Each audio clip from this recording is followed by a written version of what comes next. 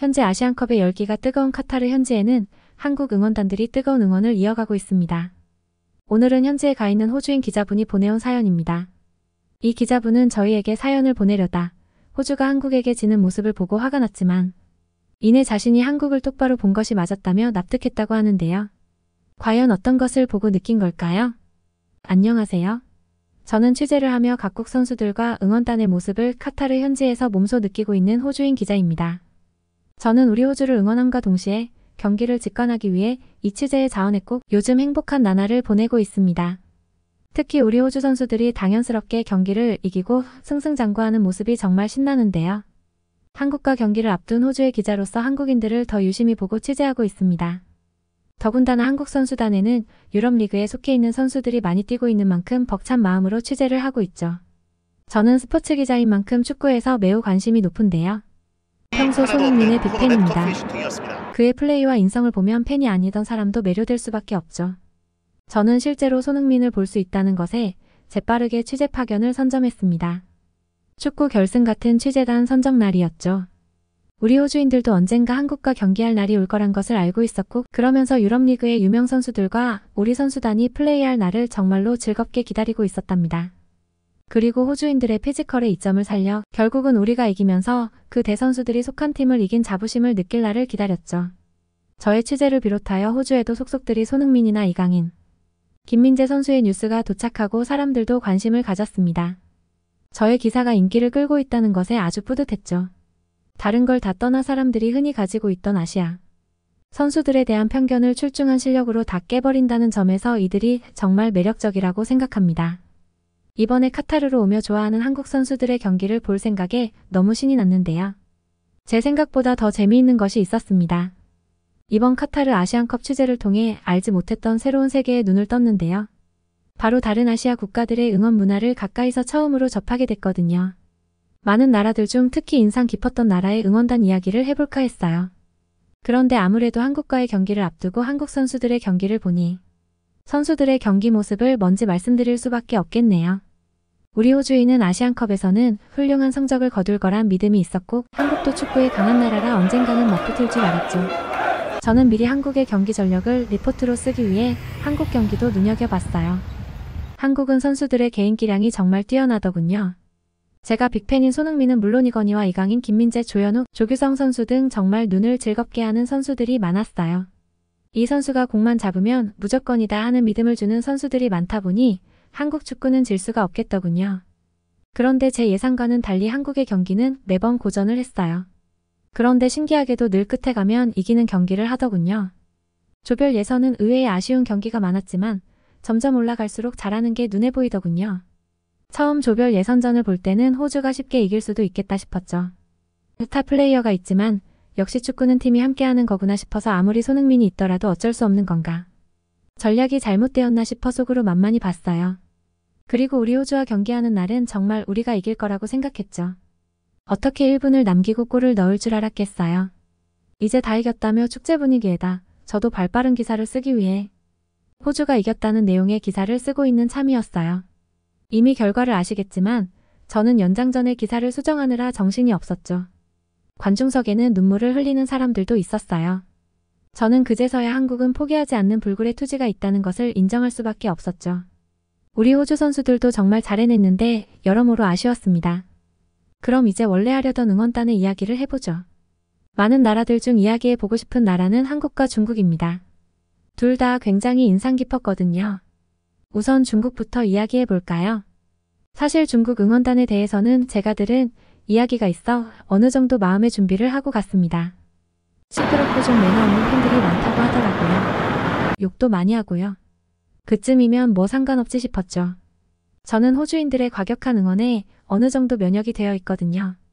우리 호주 사람들은 어떤 스포츠 경기던 시작 전부터 깃발을 흔들고 응원 구호를 외치며 난리가 나는데요. 골 넣으면 맥주를 뿌려대고 아무도 앉아있지 않고 경기가 끝나면 목이 쉬어버리곤 하죠. 그런데 이건 차원이 다르더라고요. 한국 분들도 실시간으로 소식을 접하셨겠지만 이 아시안컵에서 단 한 경기도 승리를 기록하지 못한 건 1976년 아시안컵 이후 48년 만이라고 하던데요. 좀 더 조사해보니 아시안컵 3경기에서 무득점을 기록한 건 이번이 최초라고 하더라고요. 여러모로 흑역사 업데이트를 한 중국은 개인적으로 참 신기한 나라입니다. 인구가 14억 인구 인재가 저렇게 없다니 인구가 많아서 발굴이 안 되는 걸까요? 하지만 중국 대표팀만큼이나 문제는 중국 응원단이 있어요. 카타르전도 봤는데 매 경기 졸전이었으니 이해는 갑니다만 알아들을 수 없는 성난 원성 야유가 가득했던 관중석에서 저는 귀가 찢어지는 줄 알았어요. 대체 뭐라고 말하며 화를 내는 걸까 궁금해서 좀 젊은 중국 관중에게 영어로 물어보니 더듬더듬 설명해 주더군요. 축구 경기에서 졌을 때 관중들이 하는 욕은 만국 공통인 것 같아요. 해체해라. 나라 망신이다. 비행기 타지 말고 걸어서 집에 가라. 돈이 아깝다. 그리고 선수들을 향한 욕설들. 오케이. 그건 이해가 갑니다. 문제는 그 분노를 국가대항전에서 기물파손이나 쓰레기 투척으로 표현을 했다는 겁니다. 자리가 어찌나 더럽던지 기절할 뻔했어요. 아무리 화가 나도 그렇지 공공장소잖아요. 뭘 그렇게 흘리고 먹어댔는지 음식을 바닥에 줄줄 흘려놓은 건 물론 온갖 과자 껍데기와 먹다 남은 음료수 해바라기씨, 껍질 등이 어지럽게 널브러진 모습을 보며 절로 미간이 찌푸려졌어요. 제일 최악은 자국 국가에 대한 분노를 타국 선수에게 풀거나 상대팀을 조롱하는 굉장한 비매너 행동들을 했다는 것입니다. 중국과 레바논의 경기를 혹시 보셨나요? 한국 분들은 아마 안 보셨을 가능성이 크겠죠. 중국 경기는 재미도 없고 결과도 예상가니까요. 저는 그 현장에 있었는데요. 웬 중국 남성 축구팬이 레바논 선수에게 귀청이 떨어져라 소리를 지르더라고요. 아마 중국 욕이었겠죠. 더 충격은 그렇게 비매너 행동을 하는데 옆에 있는 사람들이 아무도 말리지 않았다는 겁니다. 꽤 젊은 사람들이 그 사람 주변에 있었는데도 한국에서 축구 경기 관람을 위해 온 사람은 아니고 아마도 카타르로 유학을 온 사람 같았는데요. 그럼 지성인 아닌가요?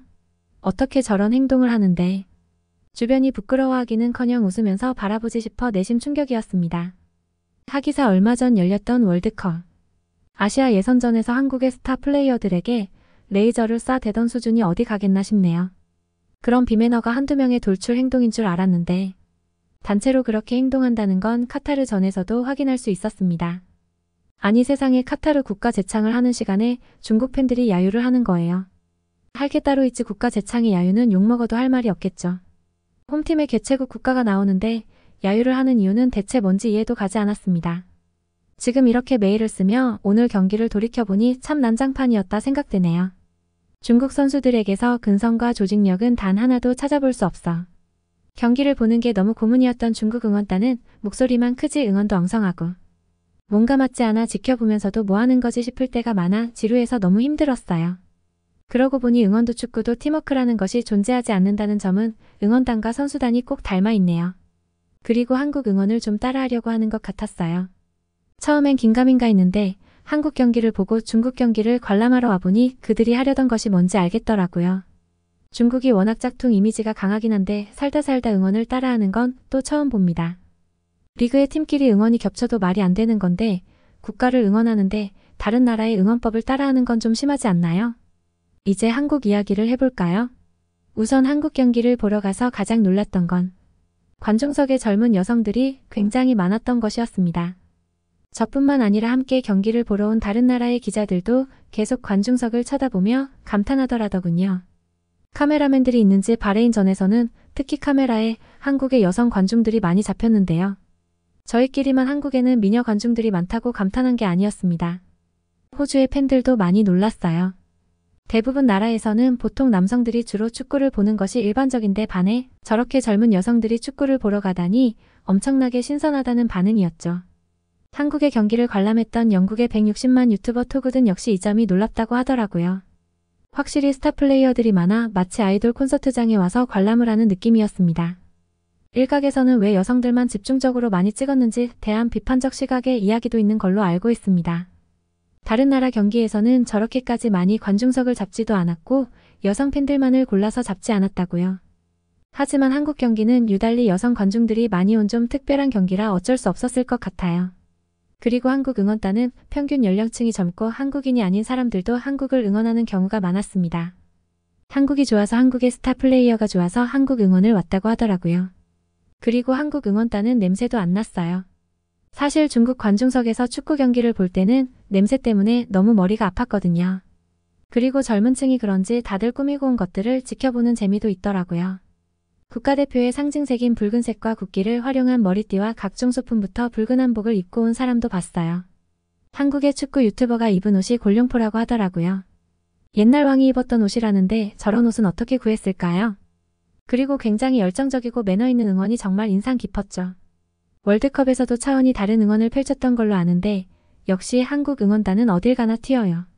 게다가 한국 응원단은 인원수가 많지 않아도 잘 맞아떨어지고 정말 일당백이더군요. 인원과 상관없이 딱딱 맞아떨어지는 응원으로 경기장을 압도하는 모습은 최고였어요. 목소리도 정말 크더군요.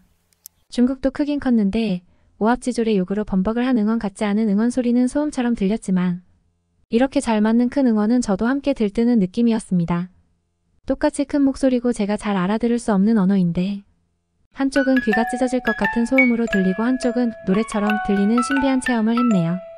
그리고 한국 응원단은 선수들의 실수에도 야유를 퍼붓는다거나 욕을 내뱉지 않았어요.